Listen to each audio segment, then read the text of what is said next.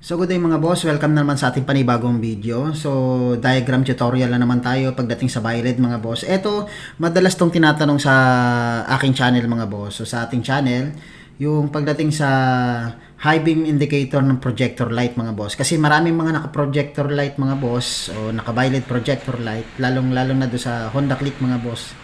Ang problema nila, hindi nila mapagana o ayaw gumana yung kanilang high beam indicator sa kanilang panel mga boss. So dito na gawa na rin naman natin to ng video mga boss, pero ngayon gagawin uli natin ng panibagong video dahil nga maraming mga nagtatanong pagdating sa ganitong klaseng diagram o paano ba siya papailawin mga boss.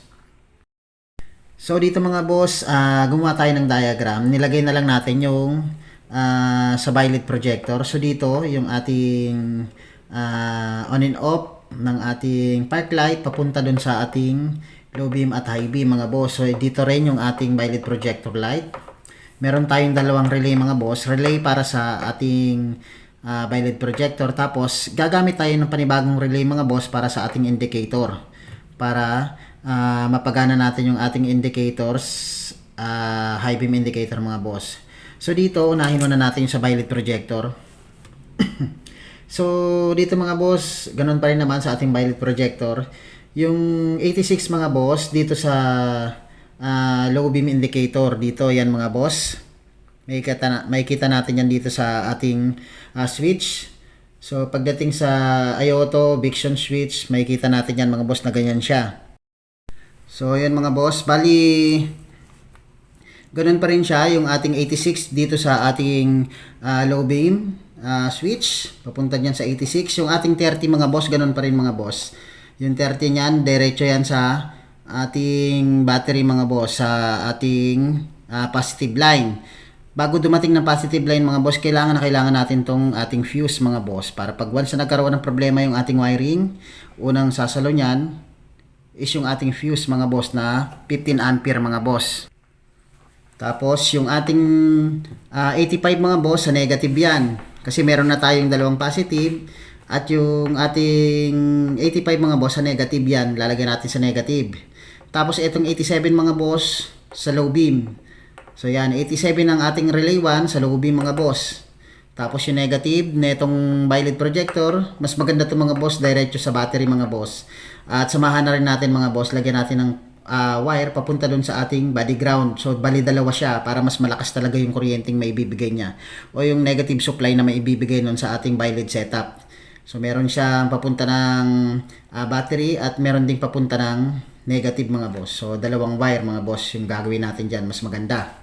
So dito yung ating wire mga boss para sa connection ng ating Byled projector na high beam, ilagay naman natin dito sa ating high beam switch mga boss. So yan, papunta yan dito. So, wag muna natin ito pansinin mga boss. Yung ating low beam sa 87. Tapos yung ating high beam mga boss, papunta naman dito sa high beam switch mga boss ng ating IOTO o Viction switch mga boss. So, yan.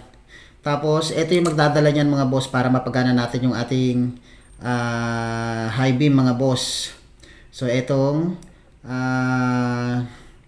diode mga boss. Yung ginagamit ko dyan is 15 o 10 mga boss. So yan yung ginagamit ko dyan. Tapos double check natin mga boss na kailangan ganito yung pagkakalagay natin sa ating diode mga boss.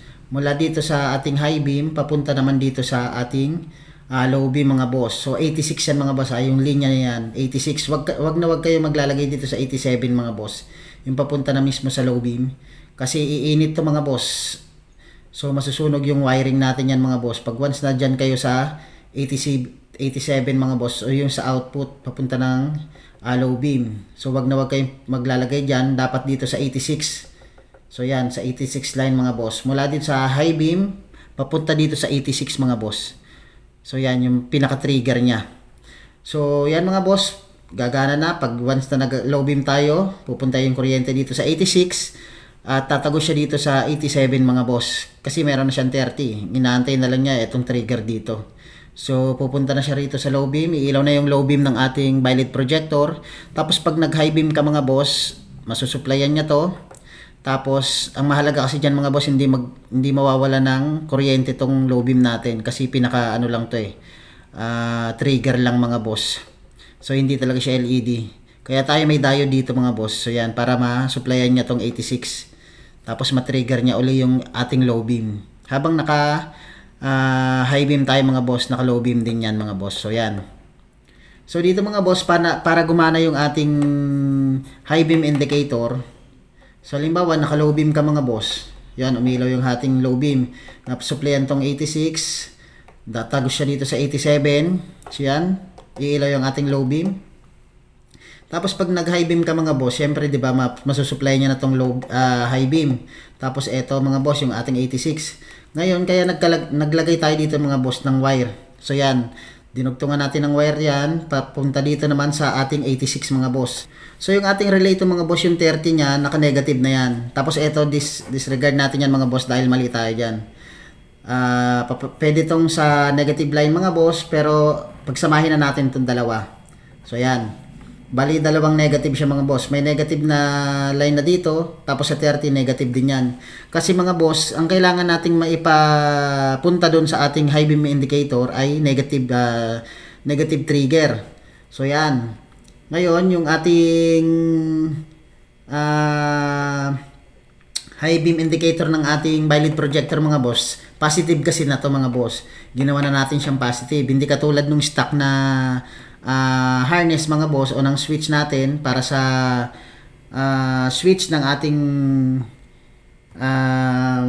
headlight mga boss ay ano siya, negative trigger. So yan, ang ginawa natin, naging positive trigger na tong ating violet projector. So kaya ang lalabas dito mga boss ay positive na. So yan, dito sa 86. Kaya yung ginawa nating supply dito mga boss sa 30, tapos dito sa 85 ay negative mga boss. Para pag once nag-trigger tayo dito sa 86, nag-trigger tayo ng high beam mula rito sa ating high beam switch, positive yan. Pagdating dito mga boss, iti-trigger niya lang yung negative mula dito sa 30. So yan, aakit na yung supply dito mga boss sa 30 na negative. So pag once na nag-high beam ka, iilaw na yung ating high beam indicator mga boss. So yan, kaya negative yung pupunta dyan. Wag nating gagawin na positive yung papapuntahin natin dito mga boss, kasi pwedeng magkaroon tayo ng problema sa ating wiring o sa ating fuse, o mas malala mga boss dun sa ating computer box mga boss. Kailangan negative yung aakyat dito mga boss. Ang gagawin nating trigger lang mula dito sa high beam, positive. Kaya ang kailangan mga boss, etong dalawa na to, 85 at 85 at 30 mga boss, pagsamahin na natin yan, gawin na natin negative. So yan mga boss, para mapagana natin yung ating high beam indicator. So pag once na nagpassing ka mga boss, high beam switch din yon. So yan, pagpuputol-putol yung kuryente dito mga boss, kaya papailawin pa rin niya. Ang mangyayari, pag nag-passing switch ka, iilaw at iilaw yung ating high beam indicator. So, yan mga boss. Para masundan nyo itong mga boss, pwede nyo screenshot mga boss yung ating pagkakagawa. So, disregard natin tong ACC. Negative yan. So, yan mga boss. Yung ating diagram para sa high beam indicator ng ating violet projector light mga boss. So, yan, okay?